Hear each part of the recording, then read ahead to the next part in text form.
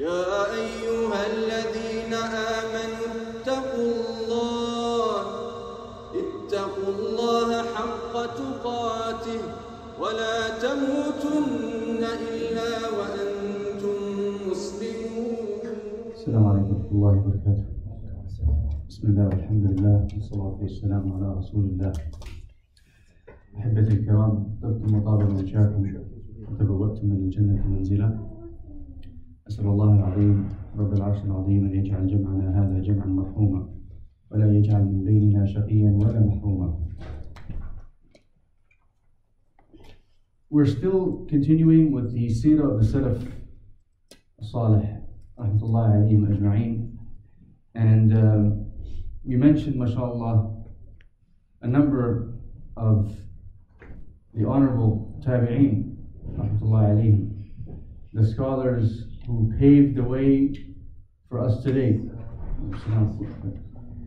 And I always have to recap and re-mention that when we're discussing the story of the Salaf, it is not for entertainment, it is not for reminiscing on the past, in historical perspective. No, it is to take the ibar, the lessons from their life, their achievements, their accomplishments, their knowledge, their wisdom, into incorporate it in today's life, because it is relevant, subhanAllah. And the reason why we are mentioning such great and noble men is because Rasulullah sallallahu alaihi wasallam hadana li dhalik. He guided us to stay firm on the path, the straight path. And the best of people were his companions, radwanullahi alayhim. And then the tabi'een, those who followed after the companions, and then the tabi'een. These are the best of people, the best of times. And right now, as you can clearly tell, if you look around you, you can count, if you have 1,000 people on your contacts, there's maybe less than 5 that you can really count on. This is how many people there are now in the world. We've overpopulated the lands. However, many of the bashar are worthless because, subhanAllah, they are misguided.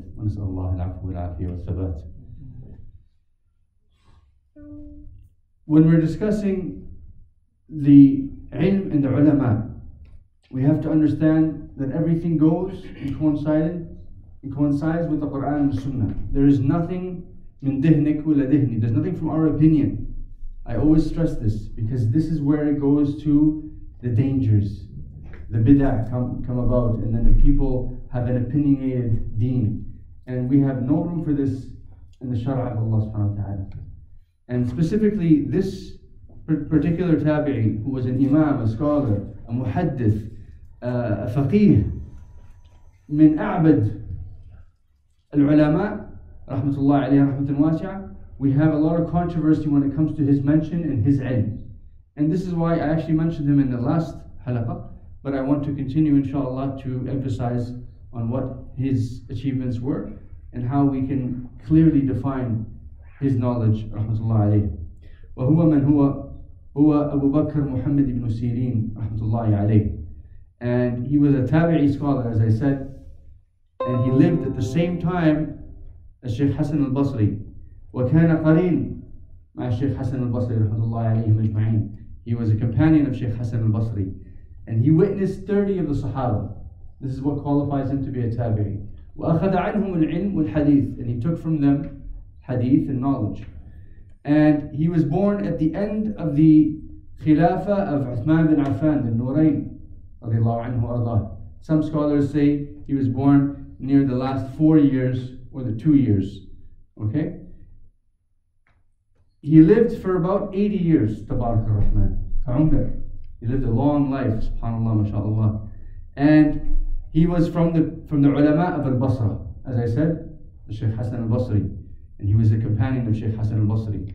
He was a scholar of fiqh, of hadith, of halal and haram. وكان من أصدق الناس وكان ورعا وكان متقيا وكان عالما ذو ثقة. This word thiqa, you probably heard it many times. If you read in the chains of narration, some of the tabi'een or the sahaba will mention a man, and they will say on that person, huwa thiqa. This means he's legit. This man is bona fide. Do you know what this means? Yani to uphold this from the ulama, from the sahaba radwanullahi alayhim, this is a great honor. Yani la shak ya ikhwan, these men, Allah subhanahu wa ta'ala designated them for this level of understanding. وشهد عليهم التاريخ ولا نزكي مع الله ولكن we understand what it means when someone like Abdullah ibn Umar says so and so هذا ثقة, and you have to stop and pause and understand that this person is a bona fide legit human being, mashallah. So he is most well known, infamously known for ta'bir ru'a, the interpretation of dreams. And I mentioned a bit last time, I want to go into it just so everyone has a good, solid understanding. I'm going to mention something to you so you understand. He never wrote a single book. Muhammad ibn Sireen never wrote a single book. Pass me that book beside you. If you look at this book, and this is one of the most famous books that circulates, okay? Tafsir al-Ahlam. This is not his book. Al-Allama Abdul Ghani al-Nabulsi, Shaykh al-Albani rahmatullah alayh, he mentioned that he had this book. And he thought, in his beginning of his years, just like I thought, that this was a compilation by Shaykh Muhammad ibn Sireen. However, it is not. He was of the scholars that did not write anything. Everything was here registered. Absolute database. And remember what we said about Ibn Musayyib. A computer in terms of memory. Same thing here. Muhammad ibn Sireen would memorize the hadith, the sanad, the rulings of fiqh, everything is memorized. So he never wrote this book. This book is not attributed to him, but many people think that it is his book. So what do? They'll open it up and they'll say, okay, الطفل في المنام يدل على رؤيتي في المنام كذا كذا. You remember, we're going to go into it as to how far this will take one away from the truth. And many of our community members, specifically the women, hadahumullah, they'll go online to ibnsireen.com and they'll type in, I saw a dream of this or that, and press enter, and you'll get a whole fatwa and a whole وهذا كله باطل. So this is a very popular book, but it is not Ibn Sireen's book. And if I were you, I would not use it. His birth, we mentioned he was born in the final years of the Khilafah of Uthman bin Affan radiallahu anhu warḍah. And his father, kana mawla. Again, when it comes to the tabi'een, a lot of the ulama, nubala, they were mawali, they were from slave lineage. And his father was a slave. Sireen kana mawla li Anas ibn Malik. He was a slave to Anas ibn Malik radiallahu anhu warḍah. And he was freed, and he married a woman by the name of Safia, who was a slave to Abu Bakr as-Siddiq's family. And Ubay ibn Ka'b radiallahu anhu warḍah, Sahabi Jaleel, he was present at the marriage of Sireen and his wife, the mother of Muhammad ibn Sireen. فَدَعَى لَهُمَا بِالْبَرَكَةِ. He made a dua for them at the wedding, at the ceremony. وَأَنْجَبُوا مُحَمَّد ibn Sireen, Abu Bakr Muhammad ibn Sireen. لا شك, there is no doubt that there is a barakah that Allah subhanahu wa ta'ala has instilled in this family. For this man was to stand and shine out from many thousands of other men during his time. And as I mentioned, this is a time of ilm, of naqlul ilm min al-sahaba ila al-ajyal al-ati. So there is many men who came during this time, but Muhammad ibn Sireen stood out. La shak, Allah subhanahu wa ta'ala, this is the favor of Allah subhanahu wa ta'ala. The neighbors of Muhammad ibn Sireen, they reported, by the day The Shaykh would be in conversations, talking to people, laughing with them, giving and taking. And you can hear him laugh. وَكَانَ كَثِيرُ الْمَزَحِ He used to laugh a lot, he used to joke a lot, but within the confines of Islam, within respectable manner. وَكَانَ بَكَّاءً بِاللَّيْلِ يَسْمَعُونَ بُكَاءً And he would cry at night. They would often hear his cries when he was praying Salat al-Qiyam. And from the famous sayings that he had regarding Qiyam al-Layl, he said, it is impossible for one not to pray Qiyam al-Layl. The bare minimum is qadra hal bishat. The least you can do is to pray for the time it takes you to milk a cow or a goat or a camel. How long does it take to milk a cow or a goat? 5 to 10 minutes. He was famous for saying that. The minimum time to pray Qiyam al-Layl, yani qadra hal bishat. So he would, during the day, entertain, he would joke, he would conversate, he would give and take with people, he would learn and he would teach. And at night,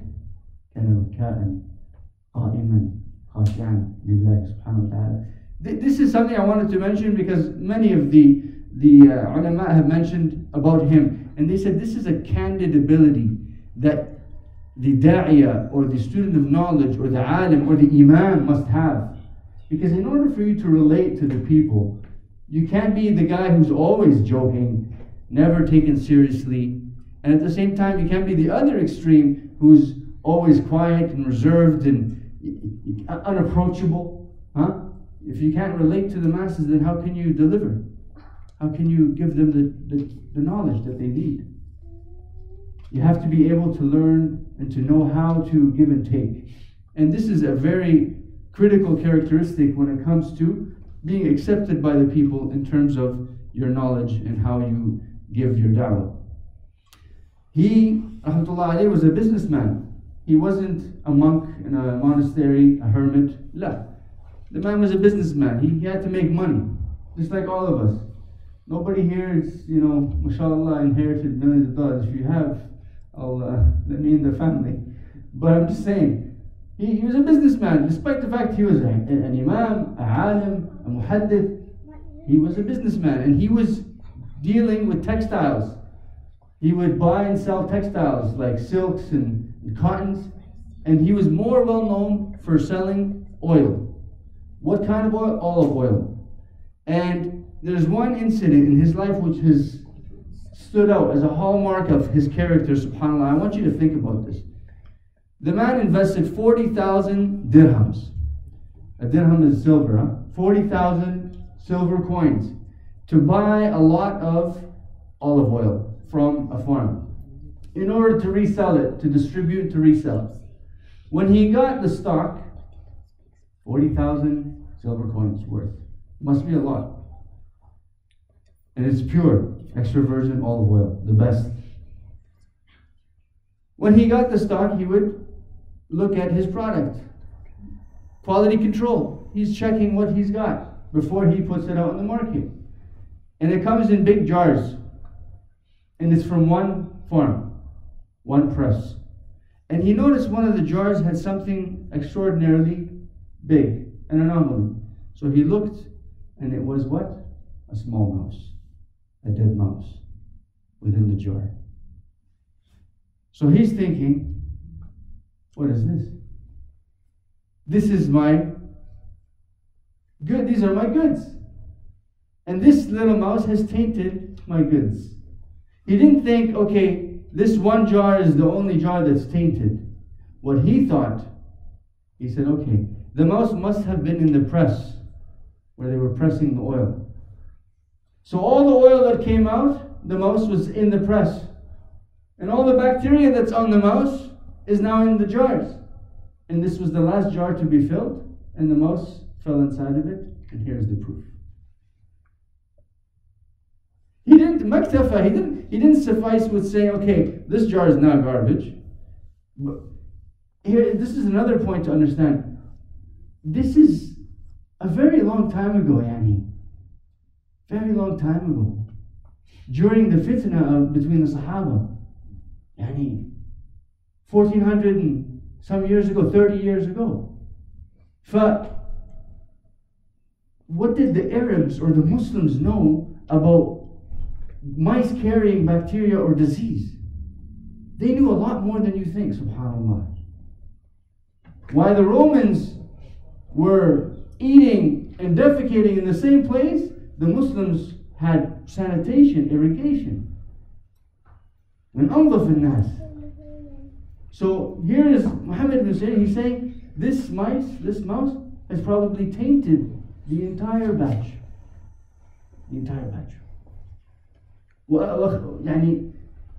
And he's fearful that if he sells this product, it's going to get people sick. Because as you know, mice carry disease, the plague. Huh? So what did he do? He disposed of everything. 40,000 dirhams worth.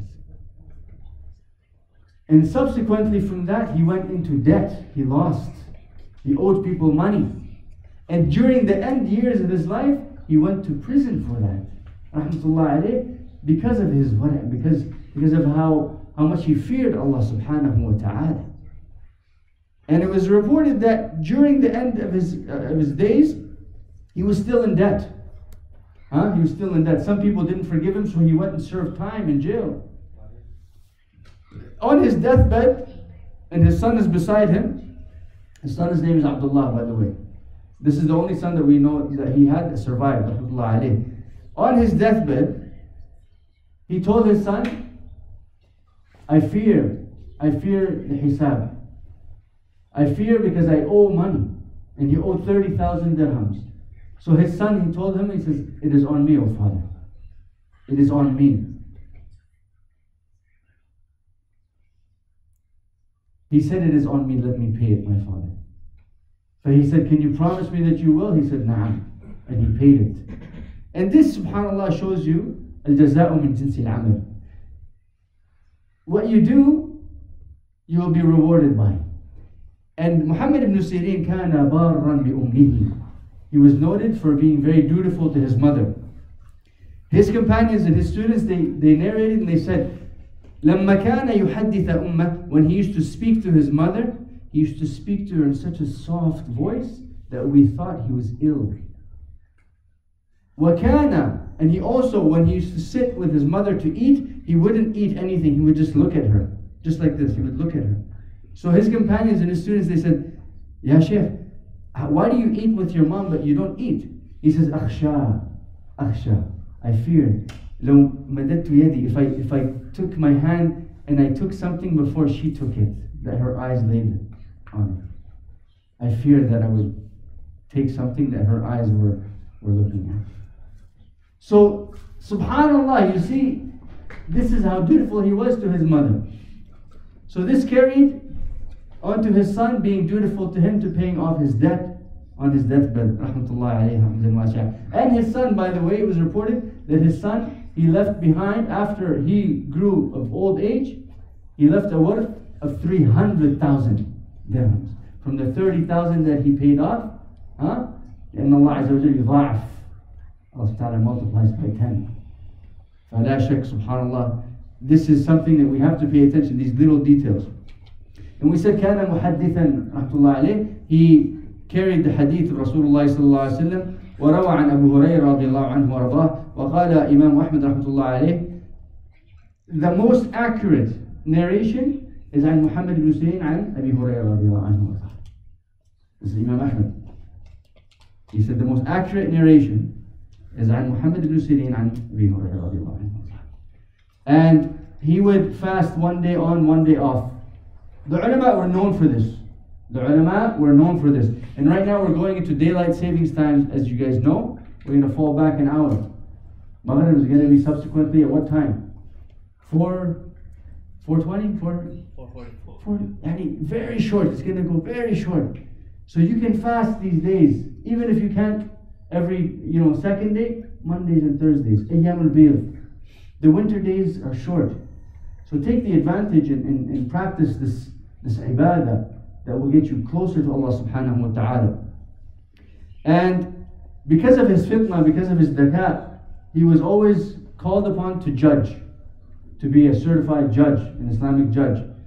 وَأَبَى, and he would always reject, and he fled. For some time actually he fled because they wanted him to be an Islamic judge, ولكن he refused because he heard the hadith of Rasulullah sallallahu alaihi wasallam, how there is 3 types of judges. One of them is in Jannah and the rest are in hellfire.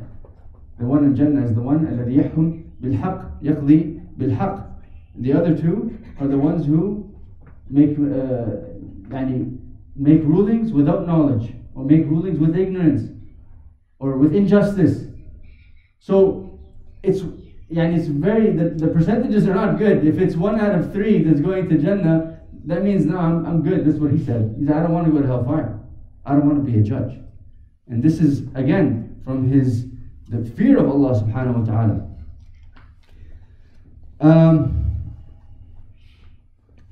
Let's go to the most interesting parts now, because I believe it was, what time is Iqama? 35. So let's look at, as I mentioned, Shaykh Muhammad bin Sireen was well known for his ta'bir al-ru'a, for how he interpreted dreams. I want to mention that, and I mentioned this last time, to interpret dreams, it is not something simply like picking up a book. La, it is not. It is a combination of 2 types of knowledge. It is ilm bil-kitab wa sunnah wa ilham. You need the knowledge of the Quran and the Sunnah, and you need to be gifted. This is something that can't be just taught simply. وهي من الفراسة. It is from the farasa. I don't know how to say farasa in English. You can say fitna, you can say dhaka, wisdom, but there's deeper meaning, because if you look at the incident with Uthman bin Affan, a man came to visit him, and along the way his eyes looked at something haram. فنظر إلى شيء حرام, something he shouldn't have looked at. It was an accident. And he came to Uthman bin Affan, and Uthman bin Affan looked at the man. He said to him, he says, Mali. He says, why is it أرى في عينيك نظرة الزنا? He says, why is it that I see in your eyes something of zina? Because the man had seen a woman on the street just passing. So the man was shocked. He said, is there a prophet after Muhammad sallallahu alaihi wasallam? How is this so? How can this be so? فقال لا ولكن اتقي فراسة المؤمن فإنه ينظر بنور الله. Be aware and be cautious of the farasa of the believer, for he sees by the light of Allah subhanahu wa ta'ala. There are some people who have been given this insight. I'm not saying they know ilm al-ghayb, حاشا لا أبدا أبدا. Umar radiallahu anhu was one of these men. كان يتكلم عمر بالقرآن قبل النزول، وهذا ثبت في الصحيح. لما قال رضي الله عنه ورضاه فتبارك الله أحسن الخالقين قالها قبل النزول رضي الله عنه ورضاه. So Allah subhanahu wa ta'ala, He gives some of His slaves the ability to understand umur that we don't. And this has been من إلهام. The ulama, they said تعبير الرؤى, to interpret dreams, is not just simply picking up a book or going to Google or looking up some website or calling some sheikh. No. It is a ilm based on the Quran and the Sunnah and ilham. From his interpretations, I mentioned to you last time, what was the 2 men, both of them making adhan? You remember that one? Were you here? You were here. Last week? Yes. So, a man came to Shaykh Muhammad bin Sireen. He says, Ya Shaykh, I had a dream. Can you help me interpret it? So he said, I saw myself making adhan in the dream. So he said, you will steal and your hands will be cut. Your hand will be cut. Another man came and he says, Ya Shaykh, I had a dream that I was making the adhan. You will go to Hajj. So his students said, Ya Shaykh, how is this so? He said, the first person, we know him to be not the greatest person. He's known for stealing. He's known to be a صايع. وقال الله عز وجل في سورة يوسف فأذن مؤذن أيها السارقون. The second, أيتها العير. The second one, is a man that we know is a pious man. And Allah subhanahu wa ta'ala told Ibrahim alayhi salam, فَأَذِّنْ فِي النَّاسِ. Call to the people, to come to Hajj. And it came true, subhanAllah. So this is a daleel, like you can take this to understand that it's not what you see, it's who you are and what you see, and when you see it, how you see it. There's many levels that come into play here. And you can't interpret the same dream for somebody in general. La, it's specific. And if you want to go to a book that is fiqh, that has some of the interpretations of the ulama rahmatullah alayhim, such as Muhammad ibn Sireen, the book is called ثلاثة كتب في الرؤى والأحلام, and it shows their interpretations of the dreams and how they كيف فسروها. A man came to him rahmatullah alayhi, and he said to him, he says, me and my slave girl, I saw in my dream, me and my slave girl, a black girl, were eating the same fish. فسأله الشيخ, he says, do you have a slave girl, a black slave girl? He said, yes. He says, I would check if she is actually a girl. So the man, he said, what do you mean? He said, check if she is actually a girl, because هي تشاركك, she is sharing with you in the fish, and the fish is your wife, and I don't believe that the girl is a girl, it's a boy.